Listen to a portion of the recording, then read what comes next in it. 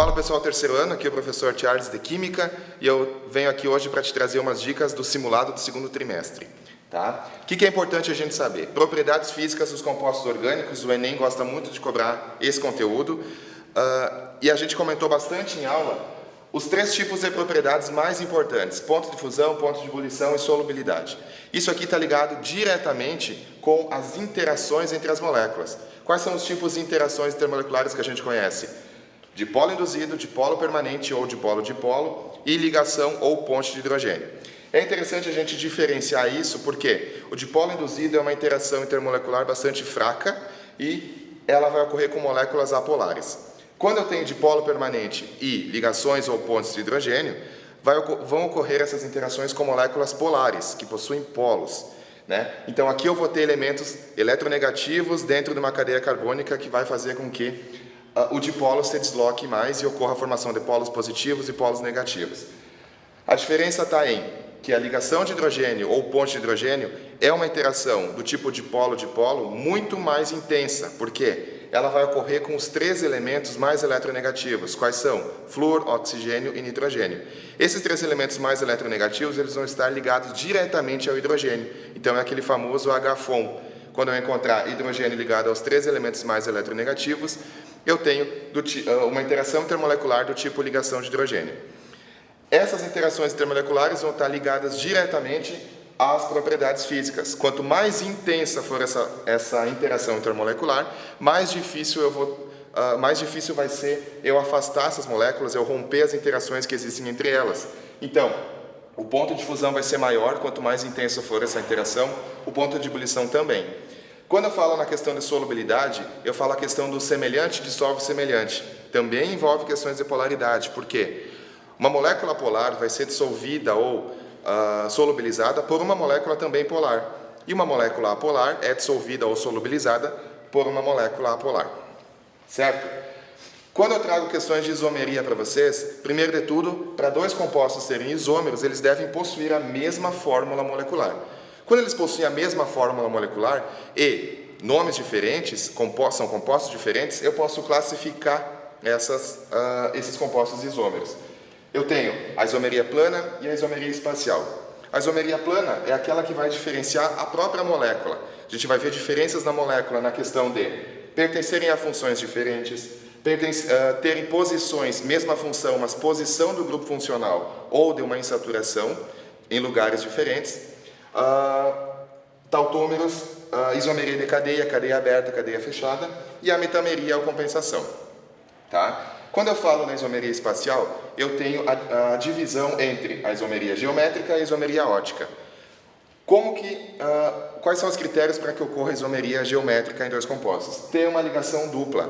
E, observando uma ligação dupla numa cadeia insaturada, eu vou ter que observar os ligantes dos carbonos da ligação dupla. Esse ligante aqui, o R1, tem que ser obrigatoriamente diferente de R2, o R3 tem que ser obrigatoriamente diferente de R4, né? Para que ocorra a isomeria cis-trans. Cis quando elas estão no mesmo lado do plano, trans quando elas estão transversalmente, de forma transversal no plano. Tá?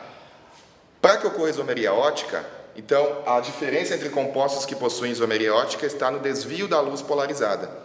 Para que ocorra esse desvio da luz polarizada, uma molécula deve possuir um carbono com os 4 ligantes diferentes. Então, R1 diferente de R2, diferente de R3 e diferente de R4. Esse é o critério básico para que ocorra a isomeria ótica. Então, no momento em que eu possuo um carbono com os 4 ligantes diferentes, eu vou ter isômeros que vão desviar a luz para a esquerda e para a direita. Então, eu vou ter os levógenos e os destrógenos.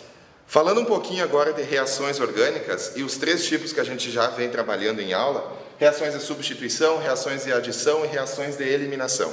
Muita atenção na hora de escrever, estudar e resolver uma questão de reação de substituição. Por quê? Eu vou ter cadeias saturadas, né, em que eu vou substituir um hidrogênio. Ou ainda, lá nos casos de alquilação e acilação, eu vou ter diretamente no composto aromático, no benzeno. Quando eu tenho uma halogenação, eu vou reagir um hidrocarboneto saturado com um halogênio na forma de substância simples. Então, eu vou ter o F2, o Cl2, o I2, enfim. Quando eu tenho a nitração, eu vou reagir com o ácido nítrico. Importante, eu vou formar um nitrocomposto ao final da minha reação, ou seja, do HNO3, que é o ácido nítrico, eu vou substituir o NO2, né, na cadeia carbônica. Mesmo caso acontece na sulfonação, que eu vou reagir com o ácido sulfúrico. Eu vou substituir não pelo ácido sulfúrico todo, mas eu tenho que entender que um dos subprodutos da minha reação, além do composto orgânico formado, neste caso da sulfonação, é um ácido sulfônico, é água. Tanto na nitração quanto na sulfonação, um dos subprodutos, o produto menos importante, é água. Tá? Aqui eu tenho a alquilação, quando eu tenho a reação com um haleto de alquila, ou seja, eu vou substituir a cadeia carbônica lá no benzeno e vou retirar o hidrogênio do benzeno para formar um ácido.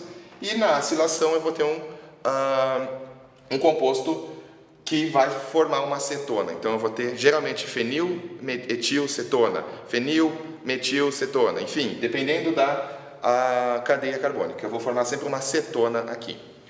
Quando eu tenho uma reação de adição, agora eu tenho que ver que na reação de adição é a quebra de uma ligação pi, ou seja, eu vou ter que ter compostos insaturados. No momento em que eu quebro a ligação pi, eu formo um composto saturado. Então eu vou adicionar, como o próprio nome já diz, adicionar halogênios, adicionar ácidos, adicionar água da forma de hidratação, né? E eu tenho que seguir, não posso esquecer da regra de Markovnikov, ou seja, o hidrogênio vai ter que entrar sempre no carbono mais hidrogenado da molécula, tá? Ao contrário da adição, eu tenho a eliminação. O que é a eliminação? Como o próprio nome já diz, eu vou eliminar, eu vou retirar algo da molécula. Então, se na adição eu adicionava, quebrava uma dupla e formava só ligações simples, na eliminação eu vou retirar alguma coisa da molécula e vou formar uma insaturação. Então, ela é exatamente ao contrário. Então, eu vou formar uma ligação pi. E para isso a gente tem que lembrar da regra de Zaitsev, que no momento em que eu retirar um halogênio, retirar um grupamento hidroxila da minha molécula, eu vou ter que olhar para o carbono vizinho ao carbono que possua esse substituinte e ver se esse carbono é menos hidrogenado e vou retirar também o hidrogênio do carbono menos hidrogenado sempre. Então, muita atenção na diferença entre adição e eliminação e como identificar uma reação de adição e de eliminação. Certo? Era isso, pessoal. Uma boa prova para vocês. Um abraço.